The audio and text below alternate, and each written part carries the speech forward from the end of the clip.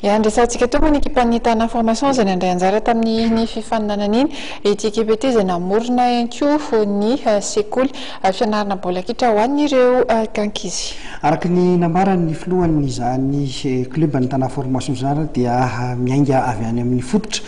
ny tena tokony ho izy raha ny baolina kitra ary rehefa matanjaka sy manana ny fahaizany ireo any amin'ny club dia mazava ho azy fa dia hanana ekipa-pirenena matanjaka ihany koa isika izay indrindra no antony nananganana izy ireo sekoly ny baolina kitra na dia mbola tsy azo lazaina hoe manara-penitra tsara raha ity satria dia nanamboatra kianja vaovao zareo tana formation.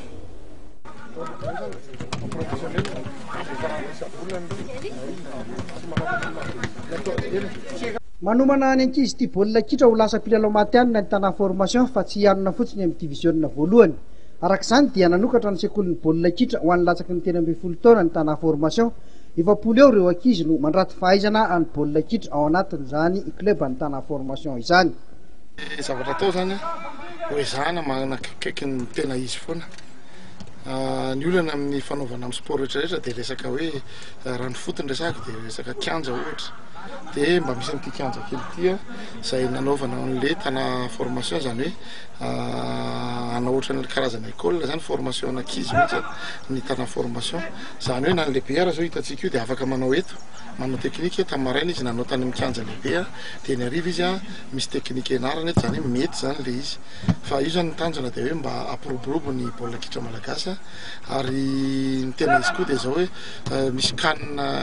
U17 amin'ny 2017 dia mba zay hoe ny tanjona iso dia mba misy ray na roa na telo na efatra na dimy avy aty amin'ny tana formation zany mba hisolo tena gasy fa io tsy vitany hoe rehefa 2017 2016 ny anomana fa tena zao dia manomana daholo ny tokony anomana andretrarehetra. Ty fantenena manodidina hafa mihitsy hoe raha ny hita aloha marina zany fa efa tiako koa ny foty ary betsaka ohatra hoe nanao tamin'ireny Didier Lambo reny na tamin'ny taloha nanao foty fa ny zanako koa dia manao amin'le U10 zany 10 taona izy roa lahy dia tia baolina zay koa tia baolina dia zay nanisany nanosika ary ny tena tsara ny dia zao hoe manao aloha dia hita hoe fa rehefa maina aty amin'ny club mahay ho azy l'équipe nationale fa raha tsy maina aty amin'ny club inona moa no satria ny aty amin'ny club ihany mankany amin'ny équipe nationale fa raha tsy voavolavola zany le joueur zany manomboka aty amin'ny tany ketsy aty amin'ny kely tsisy vokatra ho hitantsika zany any amin'ny lehibe. Araka izany dia niezaka ny nanamboatra kianja ny tana formation na dia mbola kelikely ihany aza saingy kosa efa ahafahan'ny ankizy mianatra tsara ny fototra amin'ny baolina kitra ity toerana ity.